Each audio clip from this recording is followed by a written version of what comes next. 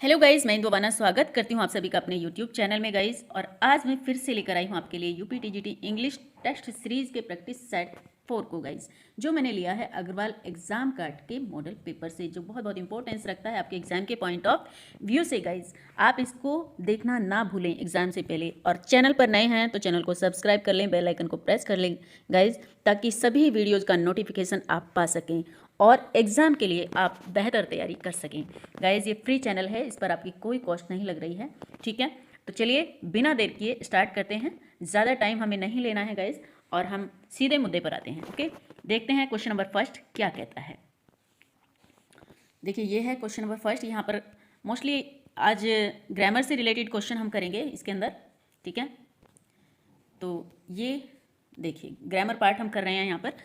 Question number 93 है, और यहाँ पर हम क्या करेंगे, डायरेक्ट को इनडायरेक्ट में चेंज करेंगे गाइज, ठीक है। तो यहाँ पर डायरेक्ट स्पीच के सेंटेंस हैं गाइज, ये इनडायरेक्ट स्पीच के सेंटेंस हैं, तो इनको डायरेक्ट से इनडायरेक्ट में हम चेंज करने वाले हैं। क्वेश्चन है हमारा, Nisha told Monika what a beautiful dress you are wearing.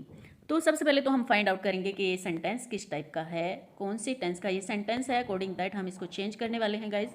सबसे पहले हम इसका नियम जान लेंगे कि ये Nisha told Monika what a beautiful dress are wearing you are wearing, तो किस टाइप का ये सेंटेंस है। तो गाइज, ये एक एक्सक्लेमेटरी सेंटेंस है। व्हाट अ ब्यूटीफुल ड्रेस से आपको और यू आर वियरिंग, इससे आपको पूरा पता चल रहा होगा, ये एक एक्सक्लेमेटरी मार्क है यहाँ पर, इससे भी आपको आइडिया हो रहा होगा कि ये एक एक्सक्लेमेटरी सेंटेंस है, ठीक है। तो इसका जो नियम होता है, व्हाट या हाउ से शुरू होने वाले जो सेंटेंस होते हैं उनके द्वारा अधिकता एक्सिस का भाव प्रकट होता है।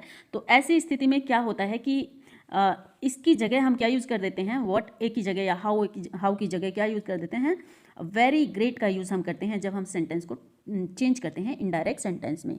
व्हाट या हाउ के पश्चात यदि नाउन आता है तो उसे व्हाट ए या हाउ को ग्रेट में बदलते हैं, ठीक है। और इसके पश्चात अगर एडजेक्टिव आता है तो एडजेक्टिव आने पर उसे वेरी में परिवर्तित करते हैं, तथा रिपोर्टेड वर्ब के सैड को एक्सक्लेम्ड में चेंज करते हैं गाइज। अब हम ये देखेंगे कि एक्सक्लेम्ड कौन सी सेंटेंस में यहाँ पर है, ठीक है।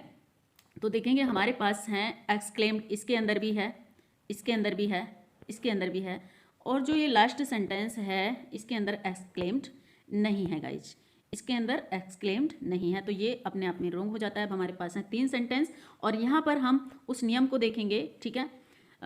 सेंटेंस क्या है हमारा, हम 3 में से फाइंड आउट करेंगे अब, ठीक है। तो हमारे पास जो सेंटेंस है, सेंटेंस को भी देख लेते हैं। एक मिनट, सेंटेंस यहाँ पर आ रहा है ठीक से, ठीक है।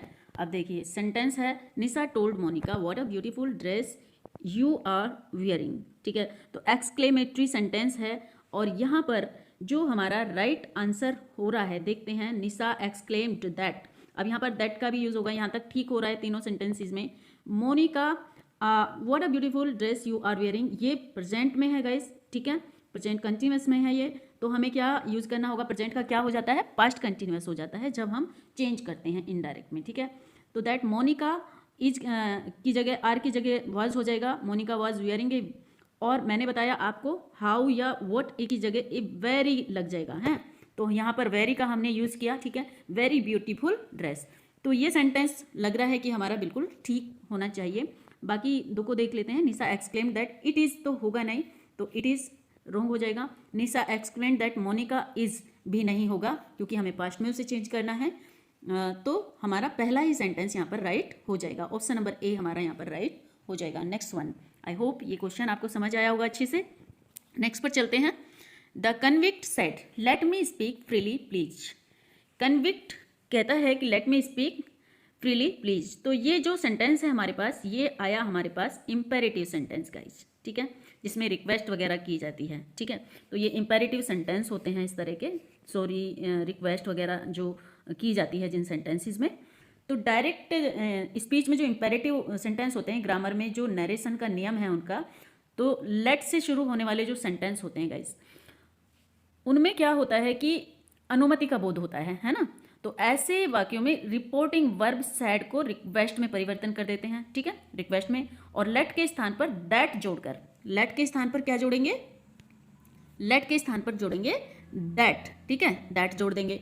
और क्या करेंगे, दैट जोड़, लेट के स्थान पे दैट जोड़ के नाउन या प्रोनाउन जो वाक्य में मी या ऑब्जेक्टिव केस के वाक्य में मी और ये ही होता है, तो नॉमिनेटिव केस बना करके साथ में माइट बी अलाउड टू का प्रयोग करते हैं। ठीक है, माइट बी अलाउड टू का।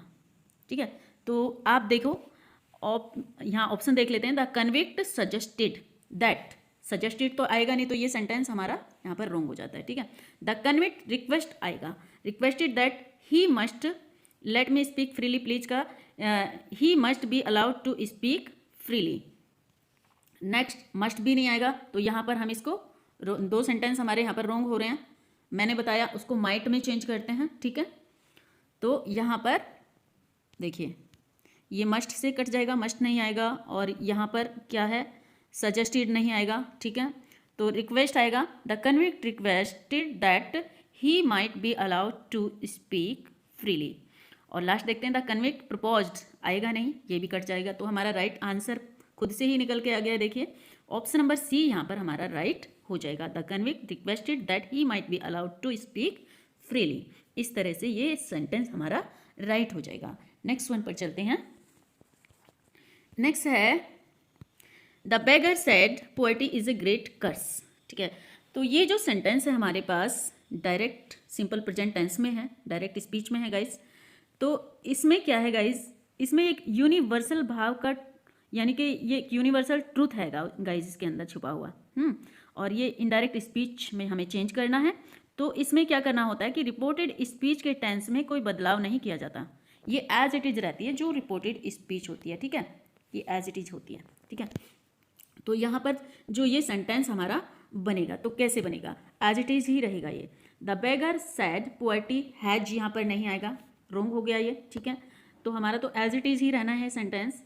बेगर सैड, बस इसमें क्या हो जाएगा दैट लग जाएगा बीच में, beggar said that poetry is a, है ना। इसी तरह से ये बनेगा कि पोएट्री इज ए ग्रेट कर्स।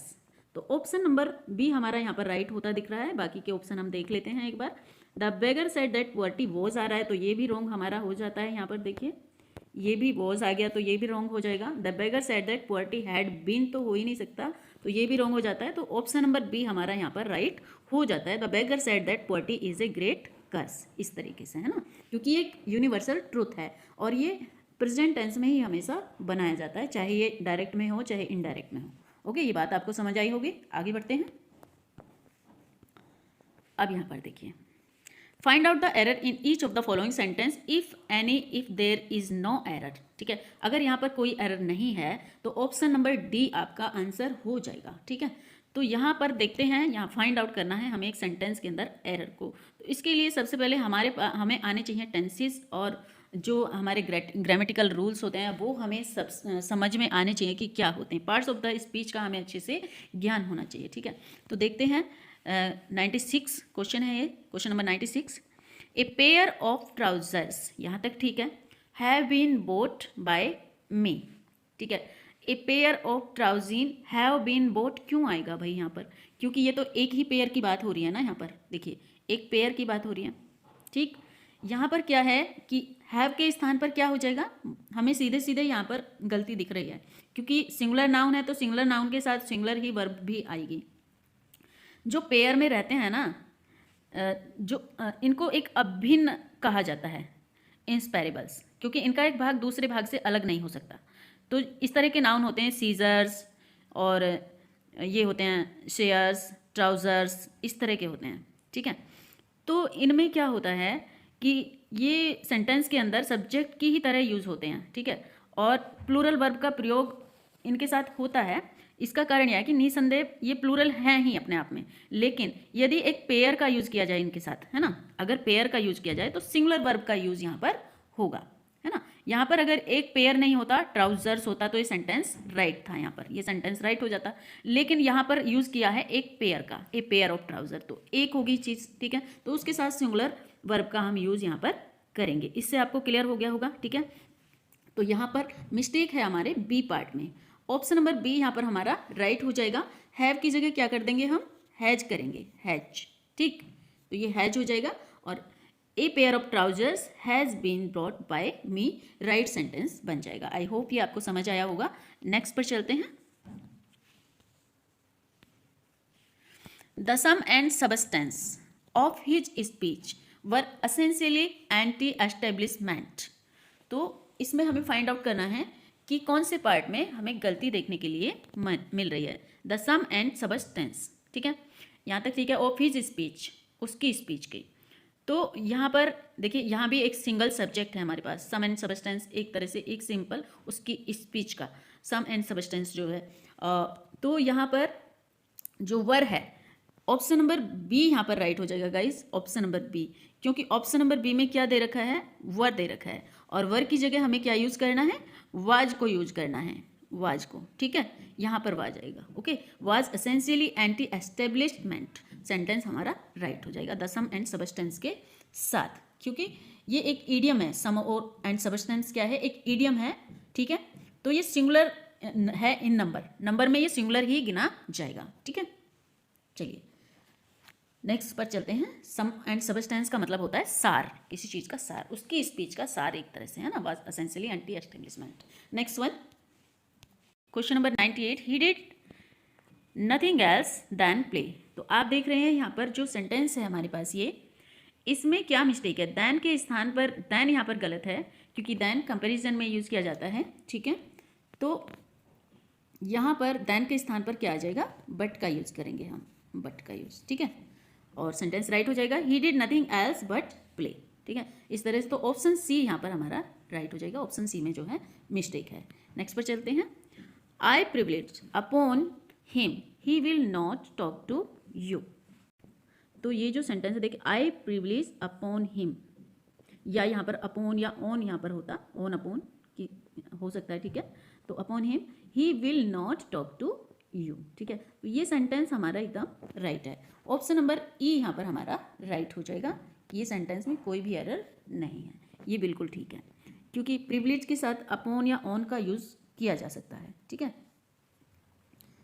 चलिए नेक्स्ट वन,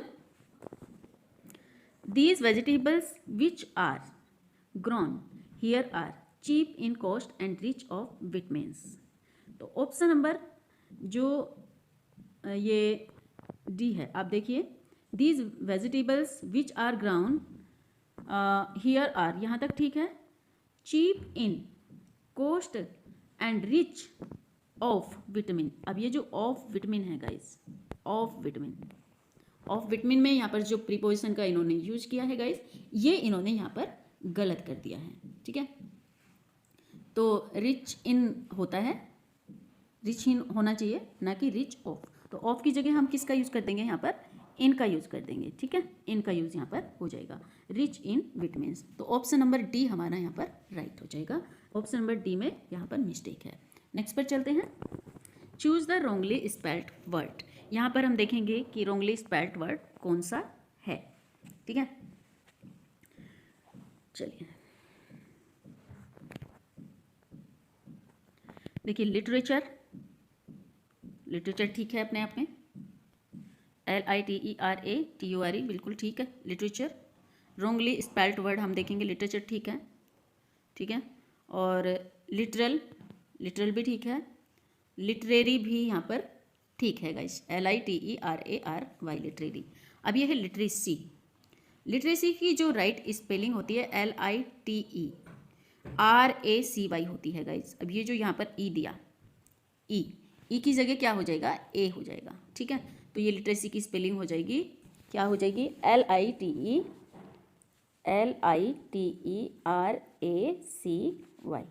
लिटरेसी, ठीक है। ये राइट स्पेलिंग होगी लिटरेसी की, ओके। और लिटरेसी का जो मतलब होता है, साक्षरता होता है, पढ़ने लिखने की एक योग्यता होती है, ओके। चलिए नेक्स्ट वन पर चलते हैं। पोस्टर, क्वेश्चन नंबर 102 है। तो यहाँ पर जो पोस्टर है गाइस, पोस्टर देखिए पहले में ही मिस्टेक मिल गई है, ये सब ठीक है, पोस्टर, पोस्टर, ठीक है। तो ये जो स्पेलिंग है पोस्टर की, आप देखिए पोस्टर की जो स्पेलिंग है, तो ये होती है POSTER, पोस्टर, ठीक है, ये होती है पोस्टर की स्पेलिंग। तो ऑप्शन नंबर ए यहाँ पर हमारा मिस्टेक है, ऑप्शन नंबर ए में। Next one, reference. तो रेफरेंस का ये बिल्कुल ठीक है, रेफरेंस की स्पेलिंग सही है, ये रेफरेंस, यहाँ पर रेफरेंस भी सही है, डिफरेंस भी सही है, परफॉर्मेंस गाइस, ठीक है। ऑप्शन नंबर डी, आप यहाँ पर देखिए परफॉर्मेंस, ये वाली है ना, तो ये हमारा यहाँ पर राइट आंसर हो जाएगा ऑप्शन नंबर डी। जो परफॉर्मेंस की स्पेलिंग होती है वो होती है PERFORMANCE, यानी कि ये जो ई है यहाँ पर ई के स्थान पर क्या आ जाएगा, ए आ जाएगा, ठीक है।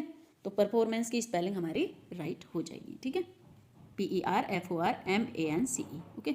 आई होप ये आपको समझ आया होगा अच्छे से। तो ऑप्शन नंबर डी हमारा यहाँ पर राइट आंसर हो जाता है। नेक्स्ट वन, क्वेश्चन नंबर 104 को देखेंगे।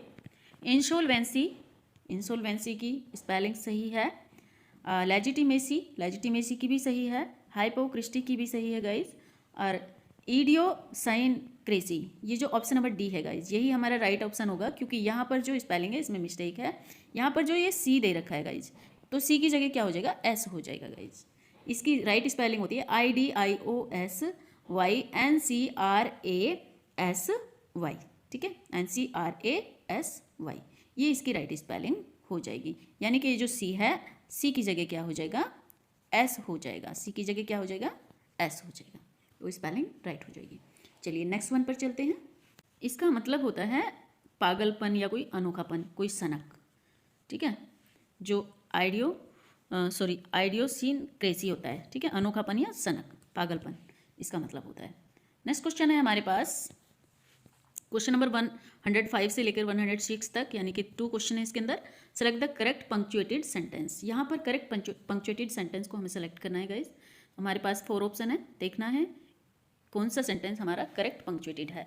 माई uncle who lives in Agra is a doctor, ये तो होगा नहीं, क्योंकि गाइज माई अंकल के बाद हमें एक कोमा चाहिए, ठीक है, हमें क्या चाहिए, एक कोमा चाहिए माई अंकल के बाद, और हु लिव इन आगरा इसके बाद भी एक कोमा चाहिए, ठीक है। तो जिस सेंटेंस में ये सब होगा वही हमारा राइट सेंटेंस होगा।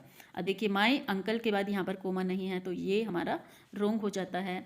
माई अंकल के बाद यहाँ कोमा है, इसमें नहीं है, डी में, ये रोंग हो जाता है। अब हमारे पास 2 ऑप्शन बचे, ठीक है। अब हम देखेंगे आगरा के बाद किस में कोमा है, तो आगरा के बाद इस वाले सेंटेंस में कोमा है और सी में नहीं है, तो ऑप्शन नंबर बी हमारा राइट हो जाता है। My uncle who lives in Agra is a doctor, ये वाला सेंटेंस हमारा राइट पंक्चुएटेड है, ओके। तो ऑप्शन नंबर बी यहाँ पर राइट हो जाएगा। नेक्स्ट पर चलते हैं।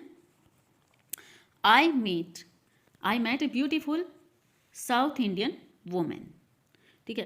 तो यहाँ पर जो हमारा राइट होना चाहिए, इसमें एकदम ये सिंपल सेंटेंस है, I met a beautiful South Indian women, कोई कॉमा वगैरह बीच में नहीं आएगा, ठीक है।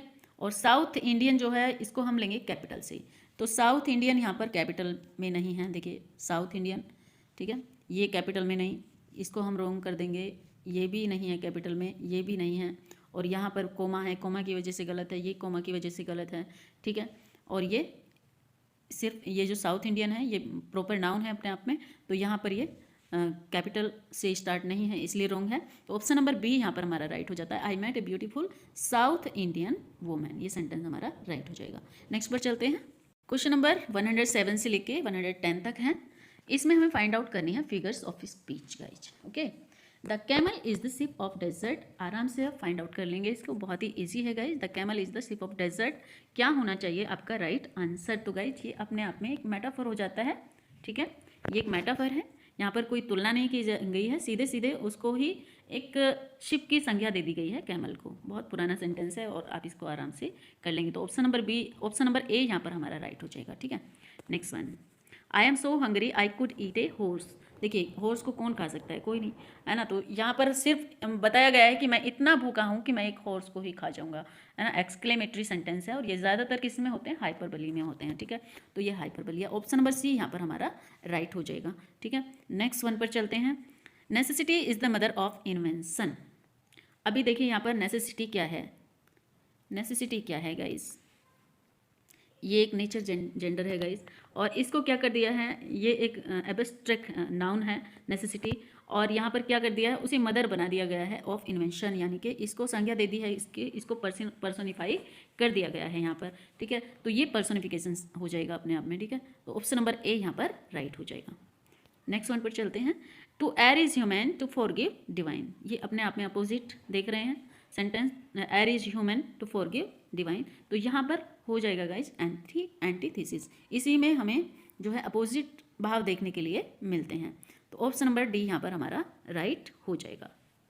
ये है read the sentence with correct order labelled as PQRS, choose the proper sequence. देखिए इस तरह के बहुत इंपॉर्टेंट क्वेश्चन है गाइस, इस तरह के क्वेश्चन भी पूछे जाते हैं एग्जाम में और इन्हें बहुत ध्यान से आपको करना होता है।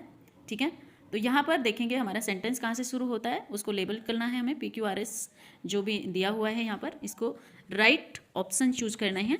तो on the contrary, about family planning and its benefit तो होगा नहीं, टू ऑल सिटीजन भी नहीं होगा, द गवर्नमेंट वॉन्ट्स हो सकता है, to provide information and education. तो हमें लग रहा है कि ये आर जस्ट पी के बाद, जस्ट जो ऑन द कॉन्ट्रेरी के बाद क्या आएगा, आर आएगा, हमें ऐसा लग रहा है। तो आर हमारे कौन कौन से ऑप्शन में आ रहा है पहले ये देख लेंगे। देखिए हमारे पास इसमें नहीं आ रहा तो इसे कट कर देंगे, हमें लग रहा है कि आर ही राइट है एकदम। ठीक है, उसके बाद तो आर हमारा कौन से सेंटेंस में आ रहा है, इन दो सेंटेंस में आ रहा है, यहाँ से हम चूज करके देखेंगे। अब आर के बाद हम पहले ए को देख लेते हैं, क्यू टू ऑल सिटीजन, क्या ये on the contrary the government wants to all citizen हो सकता है, या फिर आर के बाद ऐसा आएगा to provide, the government wants to provide. देखिए ये एकदम सही बैठ रहा है, प्रोवाइड इन्फॉर्मेशन एंड एजुकेशन। फिर उसके बाद about family planning and its benefit to all citizen, यानी कि हमें लग रहा है कि हमारा राइट ऑप्शन सी होना चाहिए। तो गाइस देख लेते हैं एक बार क्या है इसका राइट आंसर। तो ऑप्शन सी यहाँ पर राइट है इसका, यहाँ पर इसका राइट हो जाएगा ऑप्शन सी। हाँ बिल्कुल, इसका ऑप्शन सी ही यहाँ पर राइट है। ओके, यही आंसर इसका राइट है, ऑप्शन सी, RSPQ। एक बार फिर से पढ़ लेते हैं, ऑन द कॉन्ट्रेरी। ठीक है, on the contrary the government wants, क्या चाहती है government, to provide information and education about family planning and its benefits to all citizens. ठीक है, तो ये राइट हो जाएगा। नेक्स्ट वन पर चलते हैं, it is foolish of those who possess them to believe that will result in victory that use of unclear weapons। तो यहाँ पर भी हमें करेक्ट सीक्वेंस चूज करना है गाइज। तो यहाँ पर जो करेक्ट सीक्वेंस होना चाहिए गाइज, अब देख लेते हैं कि इसके बाद जो इट इज़ फुलिश के बाद क्या कौन सा सेंटेंस हमारा एकदम राइट बैठ रहा है। It is foolish of those who possess them, ये नहीं होना चाहिए। It is foolish to believe, ये बिल्कुल हो सकता है। Will result in victory, it is foolish will नहीं होगा। The use of nuclear weapon, it is foolish the use of nuclear weapon एक बार हो सकता है गाइज। ठीक है, तो हमें लग रहा है क्यू और एस में से कोई भी हो सकता है, तो ये दो ऑप्शन हमारे इधर कट जाते हैं। आर और पी तो बिल्कुल भी नहीं होगा। ठीक है, एस और क्यू में से दोनों हो सकते हैं, लेकिन राइट कौन सा बैठता है ये हम देखेंगे। इट इज़ फुलिश, पहले हम बी को ही देख लेते हैं। इट इज़ फुलिश और इसके बाद क्यू है, टू बिलीव दैट, फिर एस है the use of nuclear weapon, फिर उसके बाद विल रिजल्ट इन विक्ट्री और of those who possess them. I think ये बिल्कुल ठीक सेंटेंस है। और डी को देखते हैं एक बार, it is foolish that use of nuclear weapons to believe that, अब यहाँ पर ये रॉन्ग हो जाता है, nuclear weapon to believe that के आते ही, और विल रिजल्ट इन विक्ट्री, तो ये वाला तो रॉन्ग हो जाएगा। तो ऑप्शन नंबर ए यहाँ पर हमारा, ऑप्शन नंबर बी यहाँ पर हमारा राइट हो जाएगा। QSRP जो सीक्वेंस है ये बिल्कुल ठीक है, तो ऑप्शन नंबर बी यहाँ पर हमारा राइट हो जाता है। ठीक है, नेक्स्ट वन पर चलते हैं। 113, ए डिस्ट्रेसिंग फैक्ट इज दैट, एक डिस्ट्रेसिंग फैक्ट इज दैट, यहाँ पर भी हमें यही सीक्वेंस चूज करना है गाइस। ठीक है, तो a distressing fact is that social accountability are dominated only by greed, many people today that there is hardly any। तो यहाँ पर हम देखेंगे कि हमारा करेक्ट सीक्वेंस क्या होना चाहिए। तो यहाँ पर a distressing fact is that social accountability are dominated only by greed, a distressing fact is that many people today, इससे देखते हैं, many people today Q are dominated only by greed and there is hardly any social accountability। ठीक है, तो यही हमारा right हो जाएगा गाइस। देखेंगे, distressing fact is that many people today, उसके बाद है क्यों, are dominated only by greed, और फिर S and there is hardly any social accountability. तो ऑप्शन नंबर डी यहाँ पर हमारा राइट हो जाएगा, option number D. Okay, next one पर चलते हैं। In the following question choose the word opposite meaning so the given word as answer. Alien, alien का क्या करना है, हमें अपोजिट मीनिंग हमें ढूंढना है गाइस। तो जो एलियन होता है उसका ये एक एडजेक्टिव अर्थ है पराया, या किसी दूसरे देश से बिलोंग करता हो, ठीक है, अनदर कंट्री से या अनदर सोसाइटी से, ठीक है, जो बिलोंग करता हो उसे एलियन कहेंगे। तो इसका जो अपोजिट हो जाएगा गाइस, क्या हो जाना चाहिए? क्या ये डोमिसाइल हो जाएगा, रेजिडेंस या नेचुरल? इन तीनों में से तो होगा नहीं। तो ऑप्शन नंबर ए इसका राइट हो जाएगा, नेटिव, ठीक है, नेटिव इसका राइट हो जाएगा। और नेटिव का मतलब होता है जो देसी, हमारा देशज या हमारे स्वभाव से रिलेट करता है, जो सहज होता है हमारे लिए, ठीक है, जो हमारे ही प्लेस से कनेक्ट होता है। ओके, नेक्स्ट वन पर चलते हैं। फ्यूटाइल, फ्यूटाइल का जो अपोजिट हो जाएगा गाइस, फ्यूटाइल एक एडजेक्टिव है, इसका जो अर्थ होता है निरर्थक होता है, तुच्छ होता है, जो जिसका कोई मतलब नहीं होता, निरर्थक, तुच्छ, ठीक है।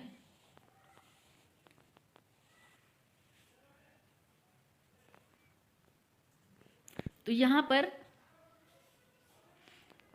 तुच्छ का मतलब जो है, इसका अपोजिट पूछा गया है, तो अपराइट या कॉस्टली या एमिनेंट नहीं होगा।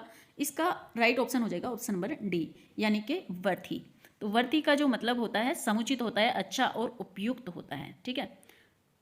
ओके, तो इसका एकदम एंटोनिम हो जाएगा, ये अपोजिट हो जाएगा वर्थी, फर्टाइल का, फ्यूटाइल का। Next one, arrogant. एरोगेंट का मतलब होता है गाइस घमंडी, अक्खड़, ठीक है। तो इसका हमें एकदम अपोजिट लेना है, जो एरोगेंट है इसका अपोजिट हमें लेना है।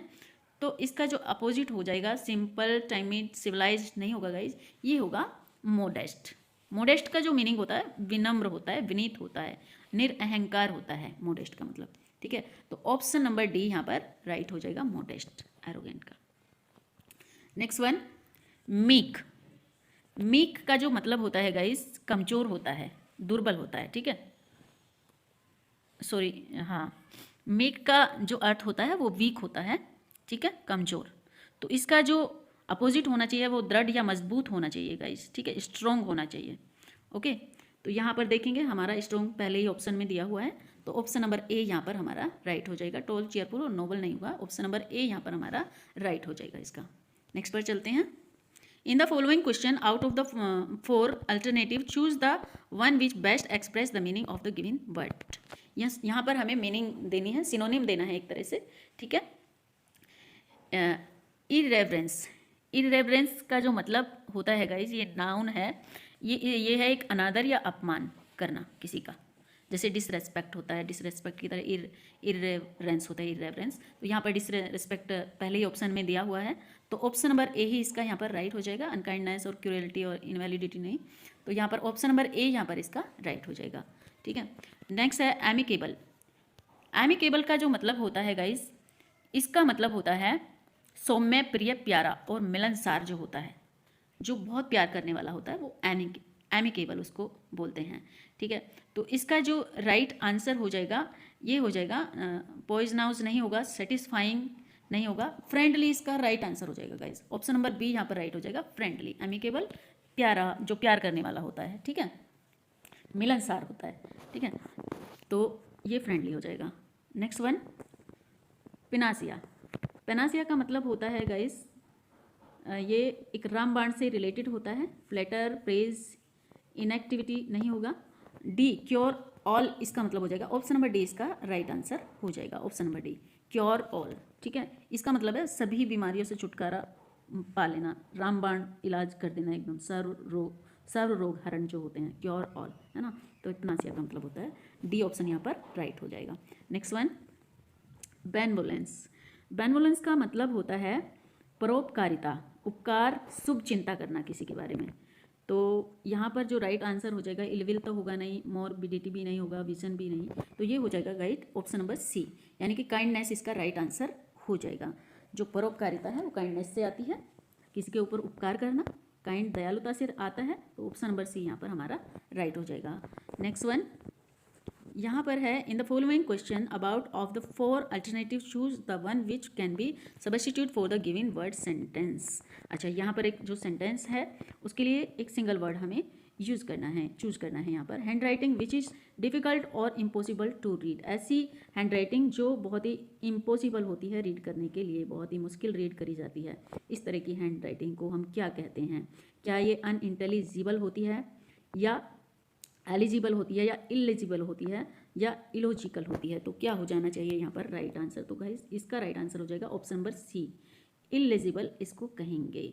ऑप्शन नंबर सी यहाँ पर राइट हो जाएगा, जो डिफ़िकल्ट हो, इम्पॉसिबल हो ऐसी हैंड राइटिंग पढ़ने के लिए, ठीक है, eligible. No easily pleased by anything, जो किसी भी चीज़ से बहुत आसानी से जो है खुश नहीं हो जाता हो। No easily pleased by anything, किसी भी चीज़ से आसानी से खुश नहीं होने वाला, तो ऐसे को हम क्या कहेंगे? क्या उसको फैस्टिडियस कहेंगे, या फिर मेडन कहेंगे, मेडाइबल कहेंगे, या प्रेकारियस कहेंगे गाइस? तो उसको कहेंगे हम फैस्टिडियस। फास्टिडियस होता है जो इजीली प्लीज नहीं होता है किसी भी चीज़ से, तो ऑप्शन नंबर ए यहाँ पर राइट हो जाएगा इसका। नेक्स्ट वन है one who enjoy inflicting pain on himself, ठीक है, तो इसका जो राइट आंसर हो जाएगा गाइज, जो ऐसा कोई व्यक्ति जो enjoy inflicting pain on himself, ठीक है, तो इसका राइट आंसर हो जाएगा ऑप्शन नंबर ए यहाँ पर राइट हो जाएगा, मैसोकिस्ट इसको बोलेंगे, ठीक है, मैसोकिस्ट इसको बोलेंगे, तो ऑप्शन नंबर ए यहाँ पर हमारा राइट हो जाएगा। Next one question number 125, murder of A brother, ठीक है, इसको कहते हैं पैट्रीसाइड, नहीं कहते, ये पैट्रीसाइड होता है पेरेंट्स की हत्या करना, ठीक है, और रेजिसाइड, होमिसाइड ये भी नहीं होगा, तो ऑप्शन नंबर ए यहाँ पर हमारा राइट हो जाएगा। फ्रेट्रीसाइड होता है भाई की हत्या करना, ठीक है, तो ये हो जाएगा फ्रेट्रीसाइड।